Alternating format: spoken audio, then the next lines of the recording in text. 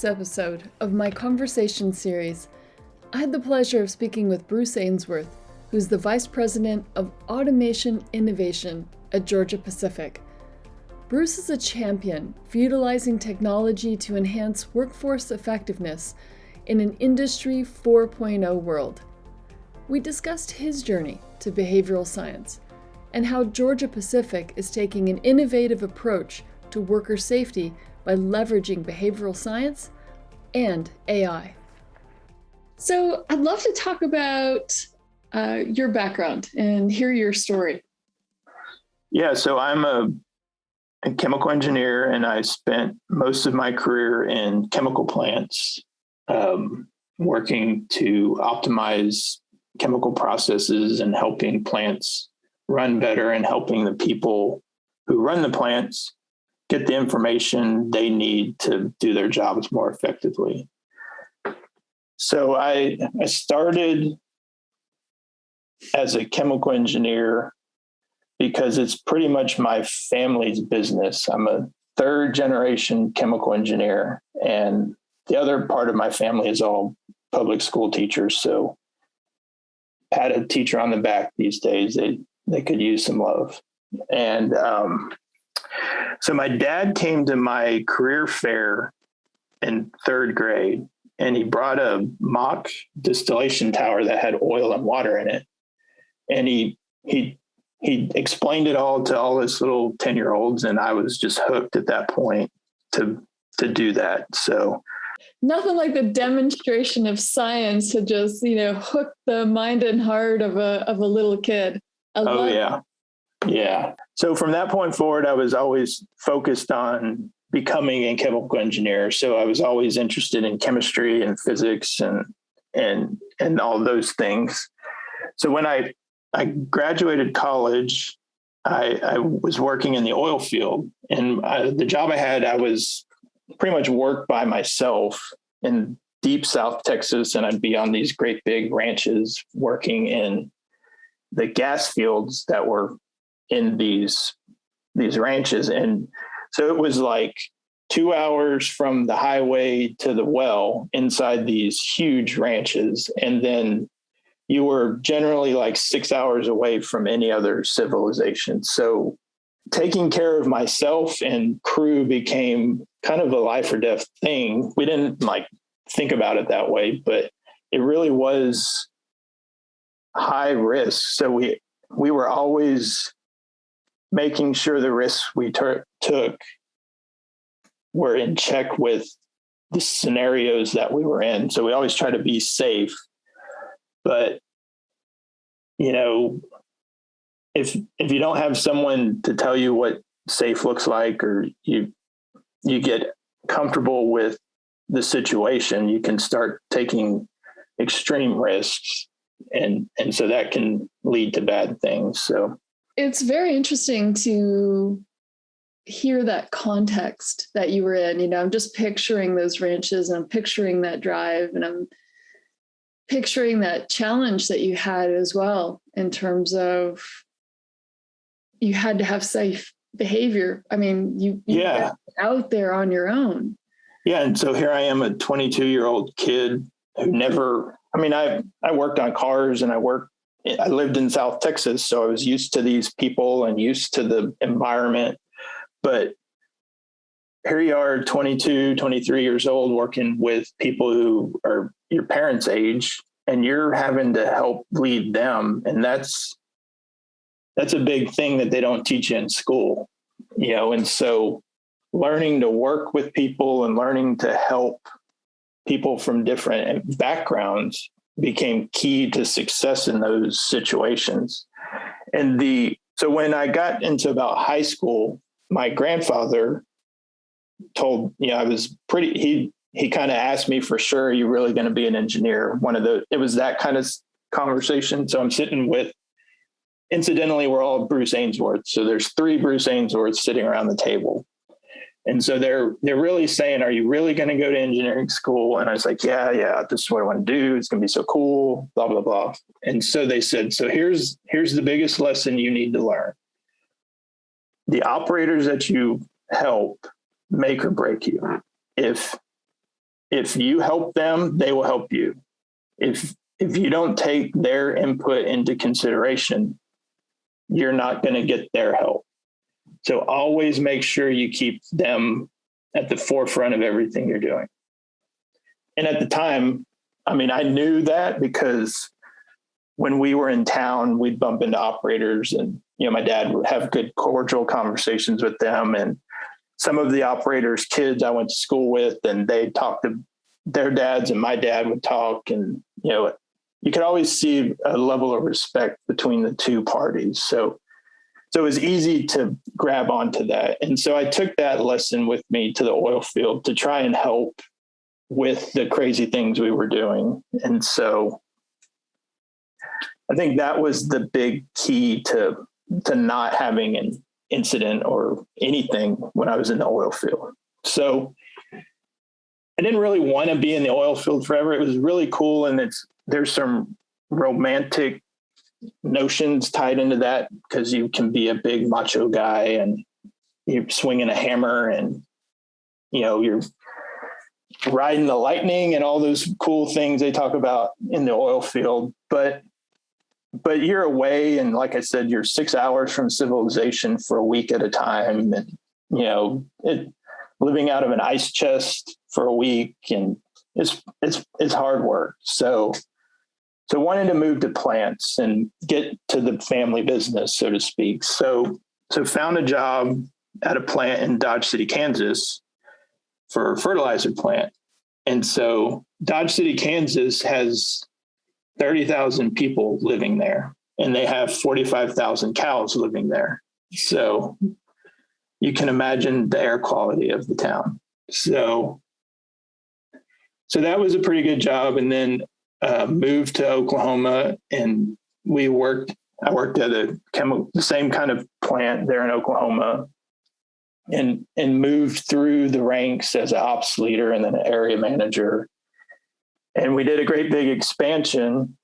And after the expansion, our company needed to embrace an innovation culture. The rest of Koch Industries had started on an innovation journey to capture the industrial revolution that was going on. And, we call it Industry 4.0. And so fertilizer company hadn't really done that. So I was asked to work and network with the other Koch companies and see how we can bring those ideas that are working for the other companies into fertilizer. So that's what I was doing. And that's how I met the innovation team at GP. And they made me an offer at the end of 2019 to come join their team. And the offer included working on artificial intelligence and helping move safety in a new direction.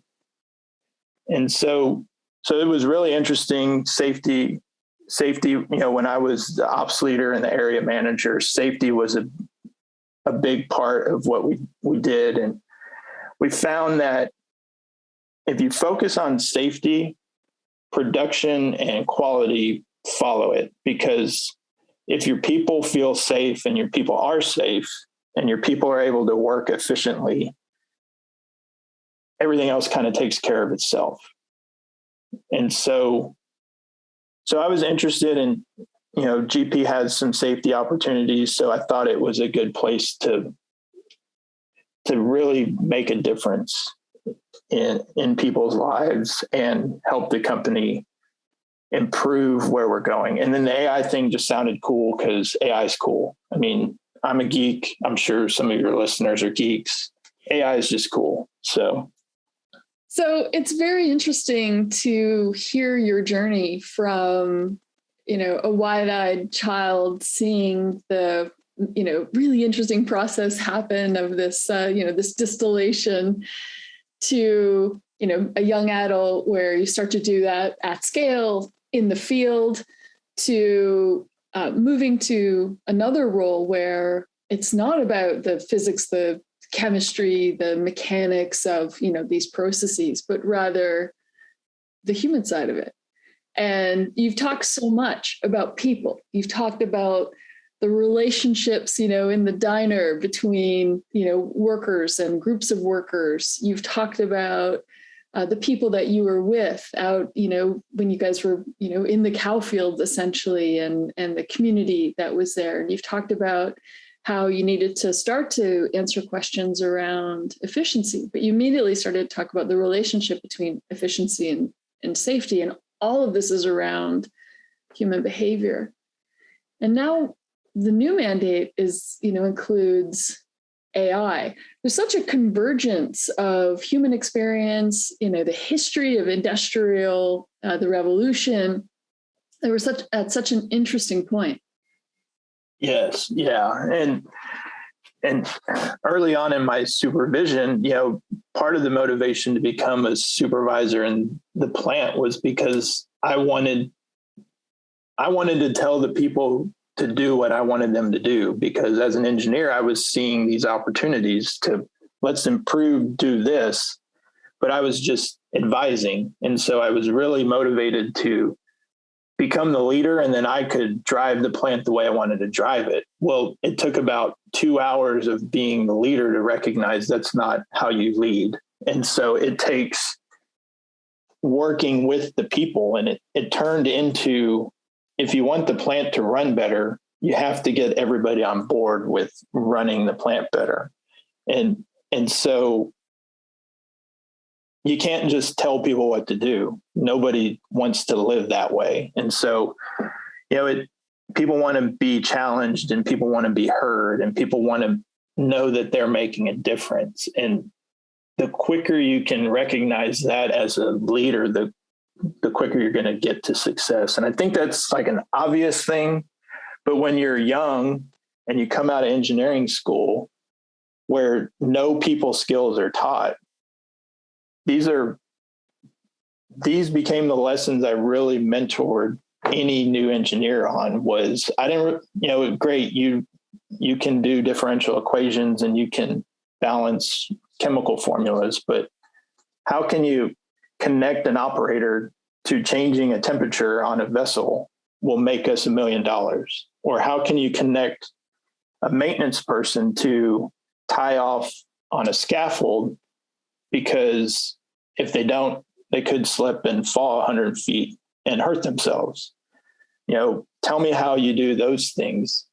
And working with young leaders and future leaders on those things became really what I was doing as a leader in the plant. And so you think you're going to go work on a distillation column, but in fact, you're really just helping people through their day is what you end up doing. And once you recognize that and you see how it improves people's lives and how they feel better about themselves, it really motivates you that's what you want to work on. And so GP is like 30 times bigger than Coke fertilizer. So it gives me the opportunity to work and help that many more people. And so that was a big part of moving to GP. And so as we think about the Industrial Revolution and we think about the demographic change we're seeing in North America, it's becoming more and more critical to lead people differently, because they are a different group of people than what was there 20 years ago. And so the connecting to people to how they make a difference and connecting people to how you value their input really moves to the forefront. It doesn't benefits and accolades kind of taking a back seat to this new generation. The newer generations are interested in making a difference in the world. And I think myself is kind of in that way, because when I think about the decisions I'm making and where I'm going with my life, it's to, what does the legacy look like? What does, when I'm 80 years old and I'm looking back, where did I make a difference and who did I impact?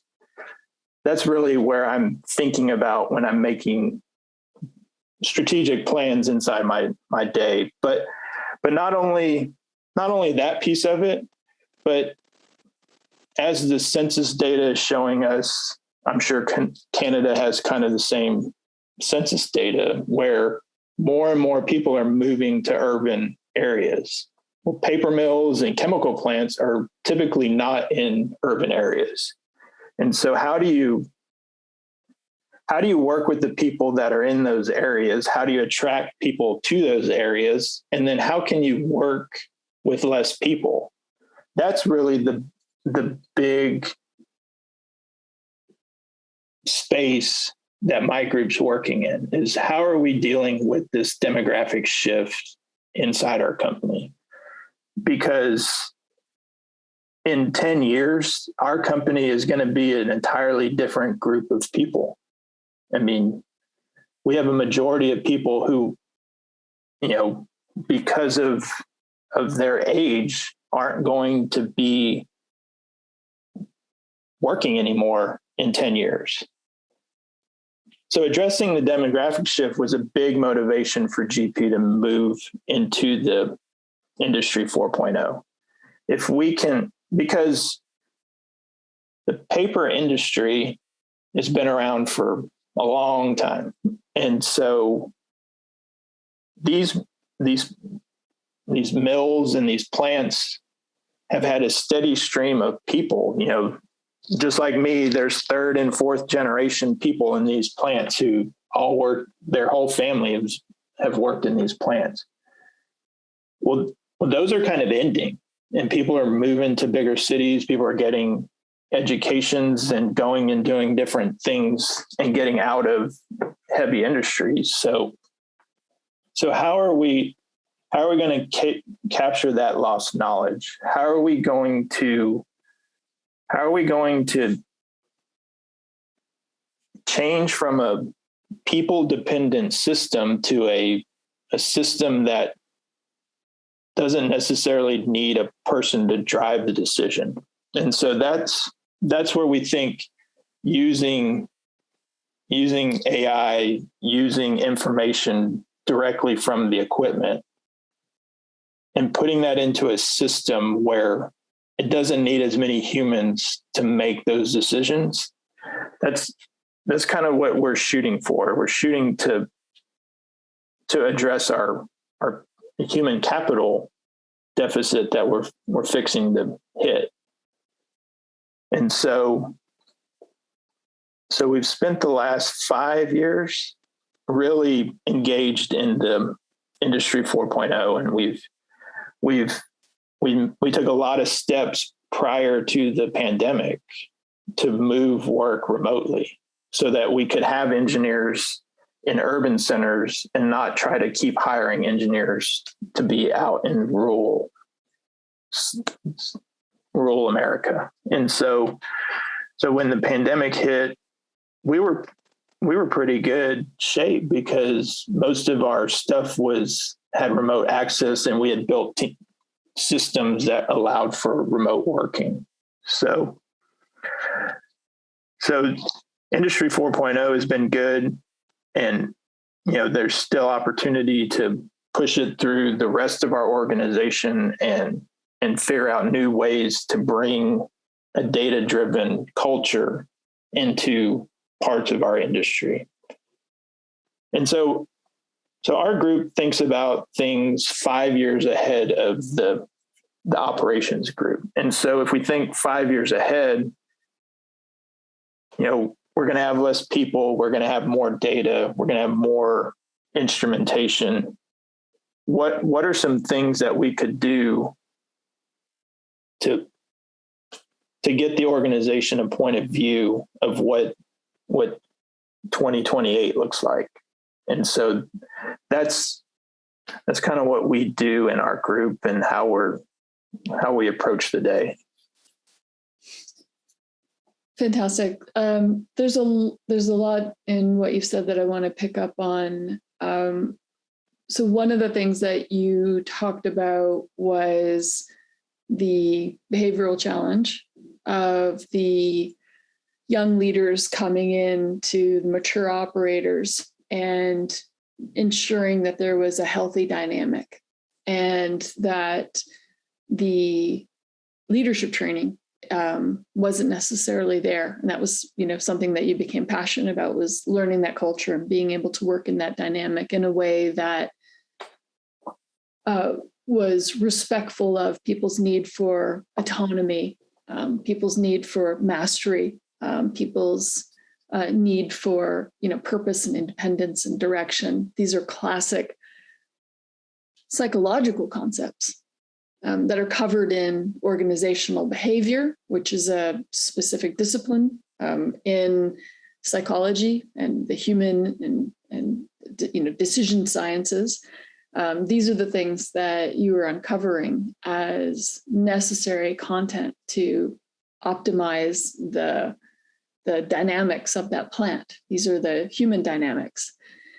And one of the things that we've talked a lot about in the course of our work together is the impact of this changing demographics on your worker composition, and the increasing reliance that you must have on technology and AI brings us to a point where the need for psychology is perhaps more important than ever, because it's not just a matter of augmenting decision-making through computer-based or data-driven systems, but being able to incorporate behavior science.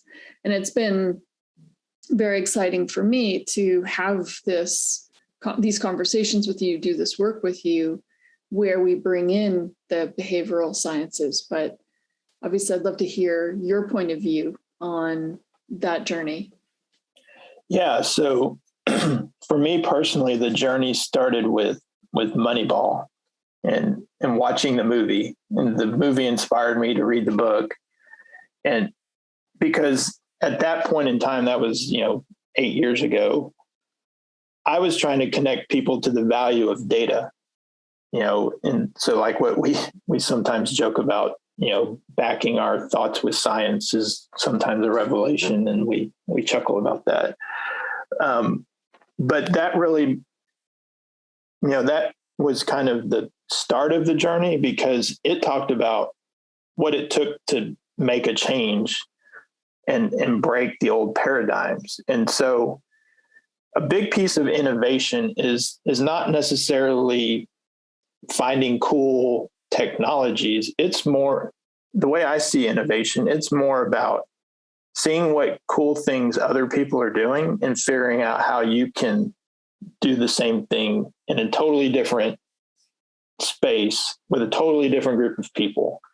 To me, that's the definition of innovation. And so seeing what the Oakland A's were doing with data and just smashing the old paradigms was something that we were really trying hard to overcome in a chemical plant. And so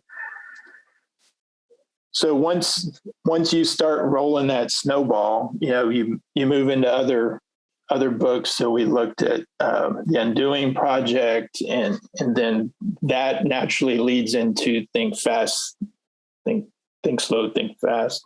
Thinking fast and slow. Thinking Fast and Slow.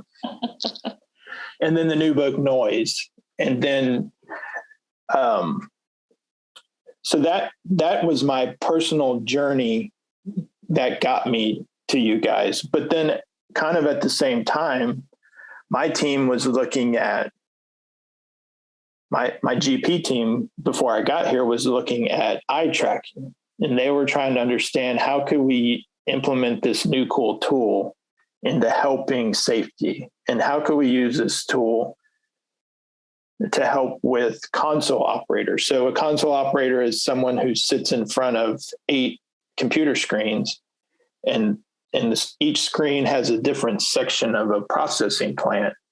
And each screen probably has 200 data points on it. And most of them are run an automatic or run by some part of the process, but the person is there to oversee and intervene if needed. And so understanding where their eyes are going and where their attention is pretty critical to keeping the plant optimized and keeping people safe.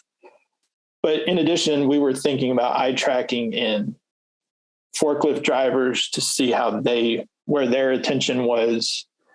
And so eye tracking isn't really ready for that type of use yet, just because the technology isn't there and the software isn't there. But the ideas of attention were really intriguing to us. So we were trying to figure out who could help us with attention. And so that's how we came across you guys, because you guys were helping some other people in industrial safety. And you were referenced in some of the HOP literature. And so HOP is a new concept for GP, and helping to put science behind that philosophy is going to go a long way. Because once you start putting science to a philosophy, then you can put math to a philosophy. And then once you put math, then you can do engineering. And we're a company of engineers, and we always want to go back to being engineers. So I think humans are going to make mistakes, but what is your system doing to overcome those mistakes that humans make? And HOP has 5 principles, and the 5 principles are real key. And your audience is probably going to think there's, like no duh when you think about them. But the first principle is human error is normal. Everybody makes mistakes. We're all human. So you can't expect humans to be error-free.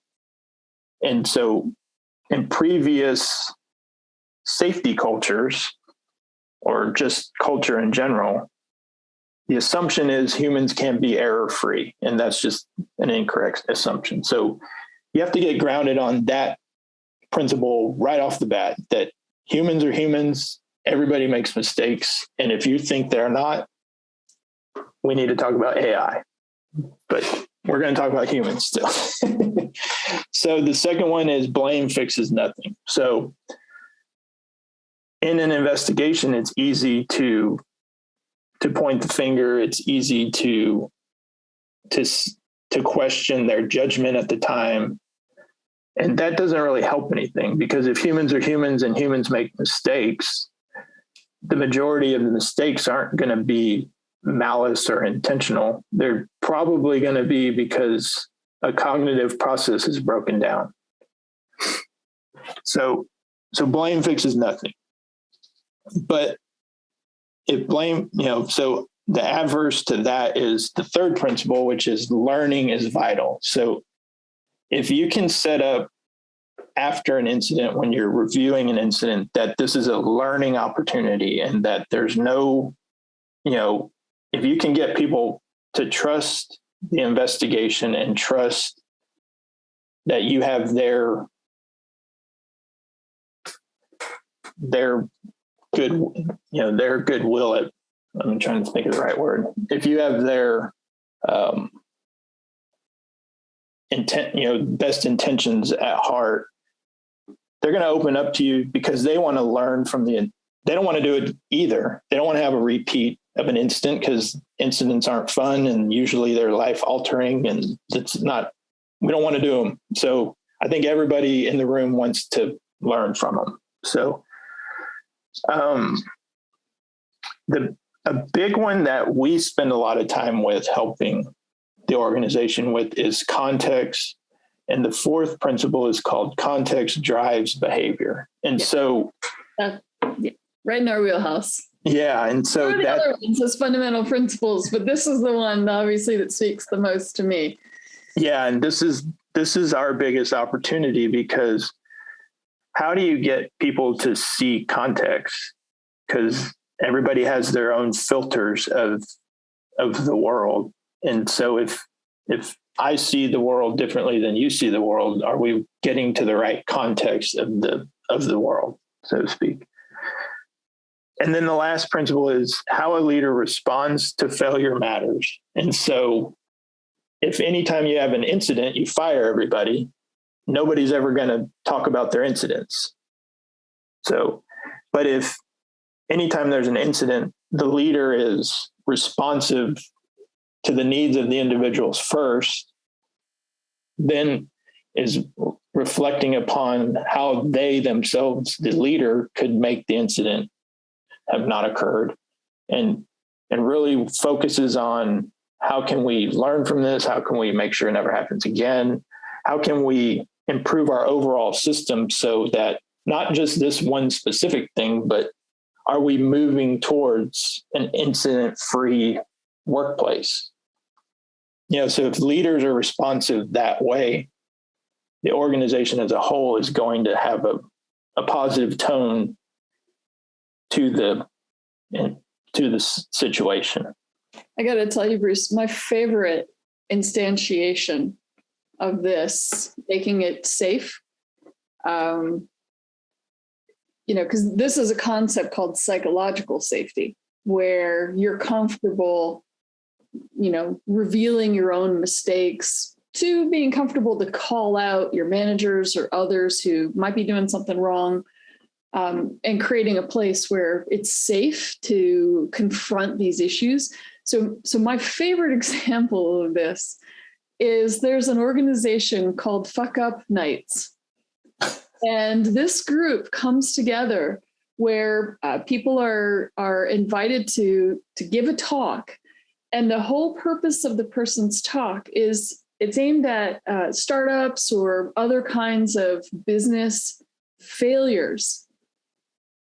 And we all know about this, phenomenon of, focusing on talking about success, but we don't spend enough time talking about failure. So the whole purpose of this group is to come together to talk about, and in a way, celebrate failure, because we can learn from those just as much, if maybe not sometimes more so, than learning from success. And so I've attended these and have enjoyed them very much, took away lots of great lessons, but translated that in my company into a thing called the Fuck Up Pledge.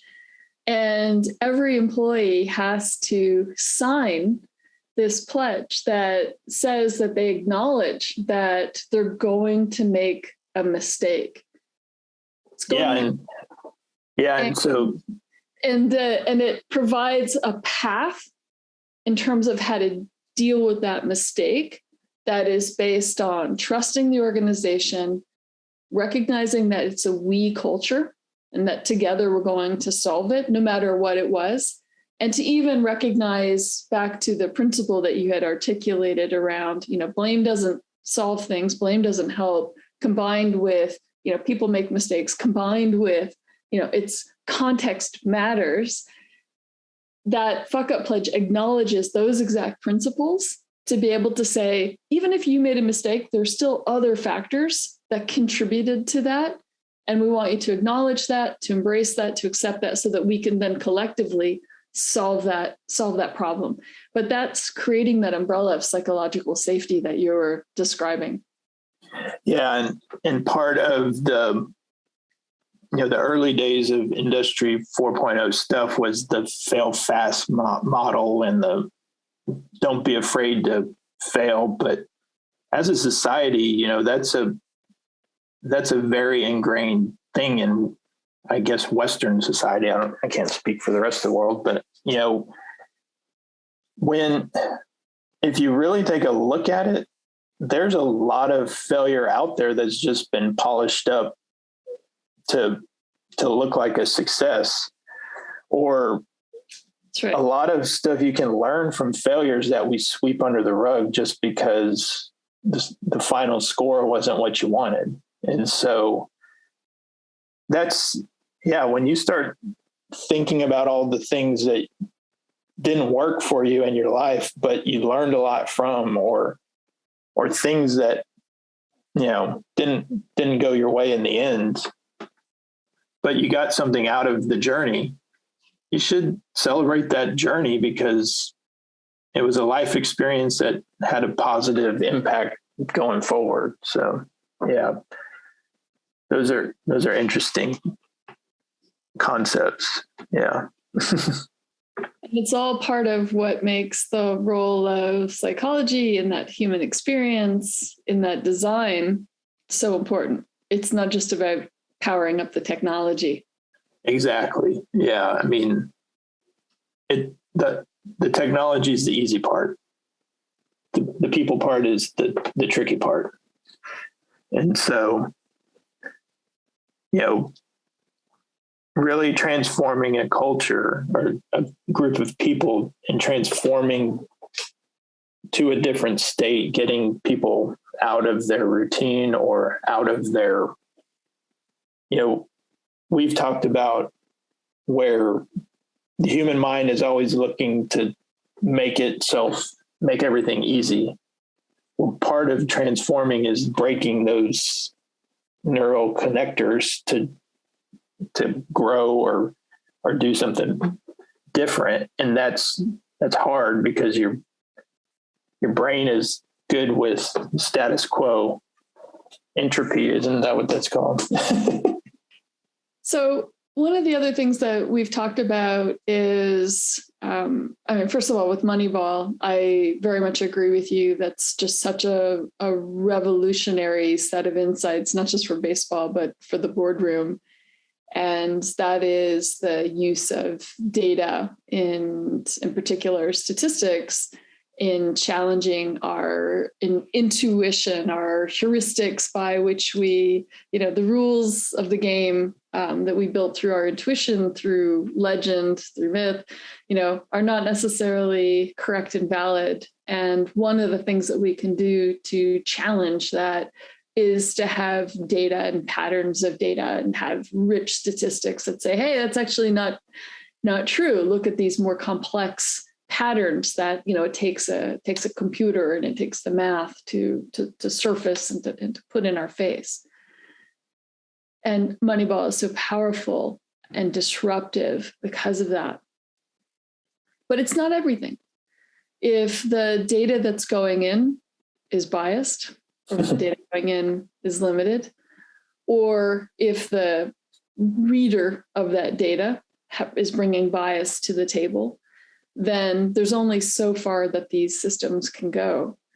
And one of the things that we've talked about is as we employ these systems, we need to make sure that we're not introducing bias into the machine, that we're not reading noise out of the machine.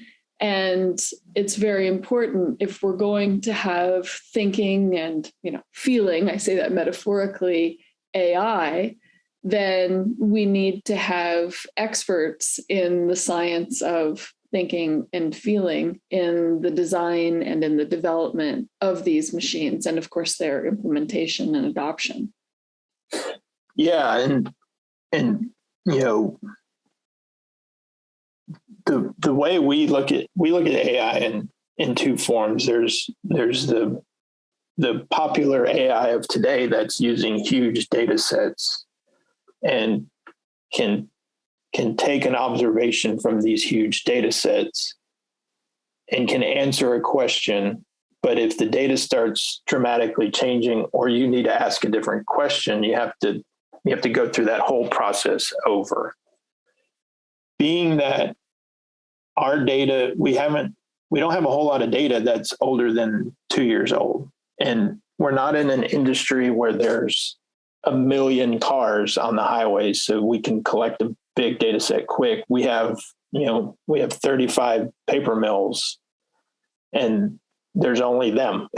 So it takes a while to make a big data set. So we started looking for AI that didn't necessarily need a large data set. And so what we've found some data that's using natural language processing and cognitive layers to interpret words and to start learning the way people learn. Now, I'm not saying it's anything like a person. It's just using words to to build algorithms out of the words.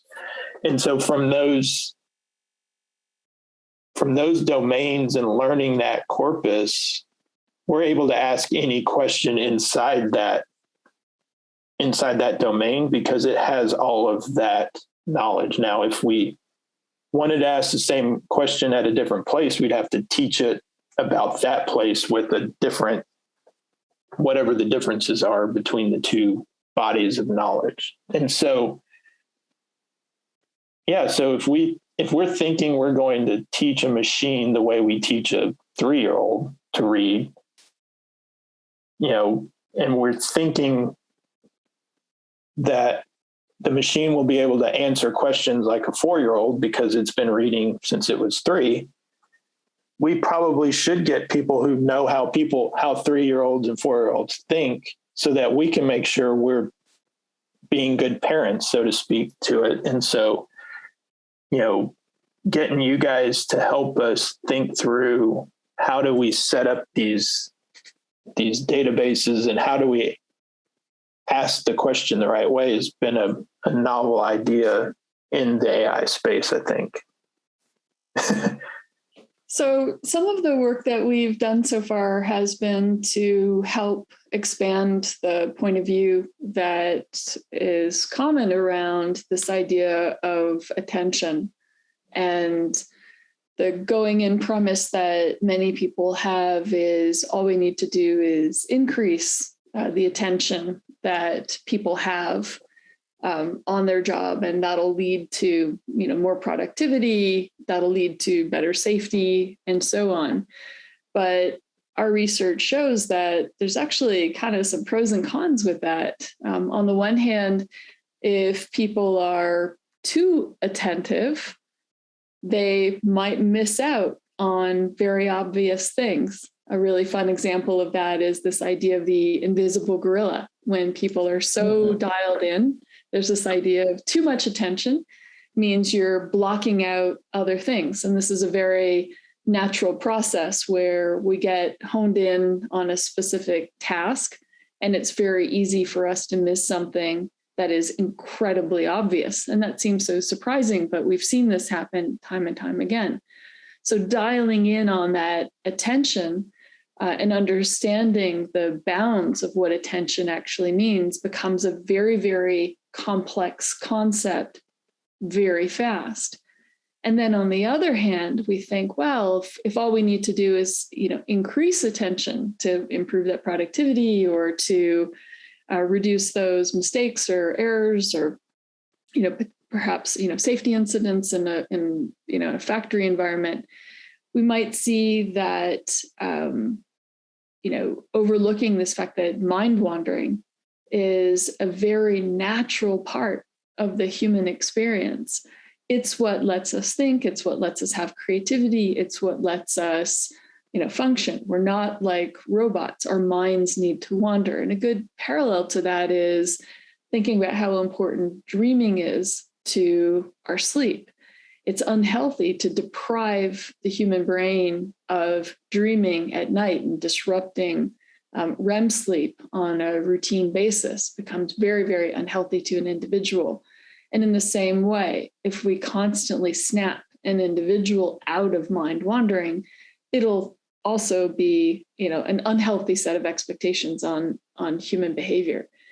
So these are the things that make, the job very, very complex, because it's not as simple as, hey, let's increase people's attention, when we know that even just this one phenomena, this one aspect of the human experience has very complex and nuanced components to it. So these are the kinds of, not inconsequential challenges that we're working on together. Yeah. So 99% of the time they're watching, we make a lot of toilet paper. They're watching toilet paper move down an assembly line, so to speak. If you think about the Laverne and Shirley thing with the bottles, that's what we have in our factories. It's just with toilet paper and paper towels. And so 99% of the time, the song is just singing and, they're dancing around the factory. I'm joking. That's not what they do. They're very serious about, there's no dancing in the paper mill, I promise. But, that 1% of the time when they need to interact with machines is the most dangerous point in their day and could change their lives.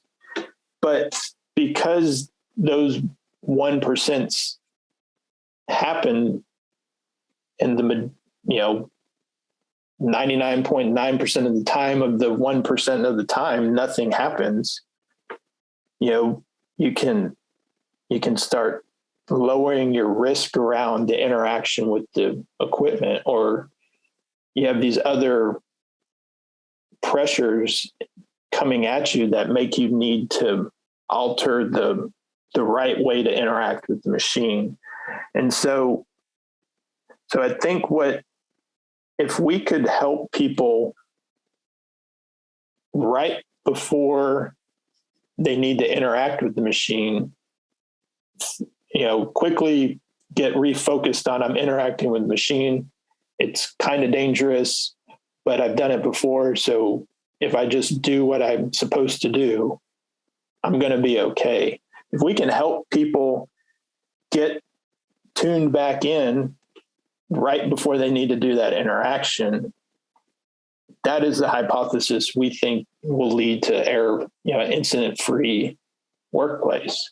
And so, we're working with you guys on how can we build an experiment, because we make toilet paper. We don't do science experiments. So we're working with you guys to help us figure out what do those human experiments look like, and how can we find in a data set, when is the point that we need to get people re-engaged with the environment?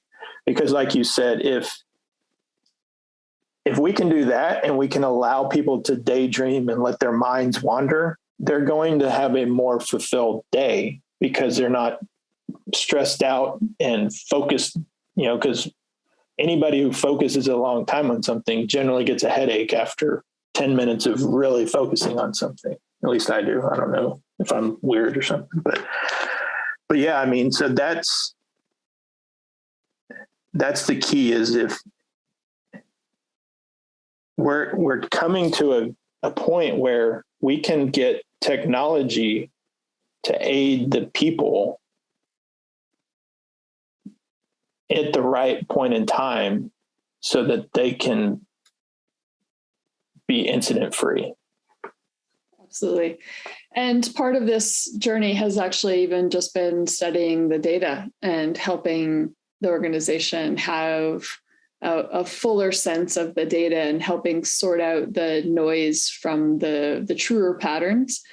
And we've seen some interesting things, and we've seen some counterintuitive things. I think we helped uncover some patterns in the data that seem to show that we've got some periods where there tends to be a greater spike in incidents, and it was tough to see that at face value in the data, and we helped you to uncover that. And part of the thing that's going to be interesting is if Wednesday mornings is a time where there might be a greater likelihood of an incident, do we just simply put in an intervention for Wednesday mornings, be more careful today, but the challenge is we don't just want to pop that intervention in without that experimental framework, because, if it works, that's incredible. And we want to see what variations of intervention are required to help workers become more safe in their behavior without adapting to it, or, perhaps even a smaller success, having them pay attention to it or ignore it, or them never register that intervention in the first place. But that teasing out the noise from the real phenomena has been, it's been pretty data intense, but it's let us bring behavior and data science together. Yeah, and it allows us to start the conversation about what like you said, the example is just Wednesday morning. we can sit down with people and say, what does Wednesday morning look like to you guys? Or,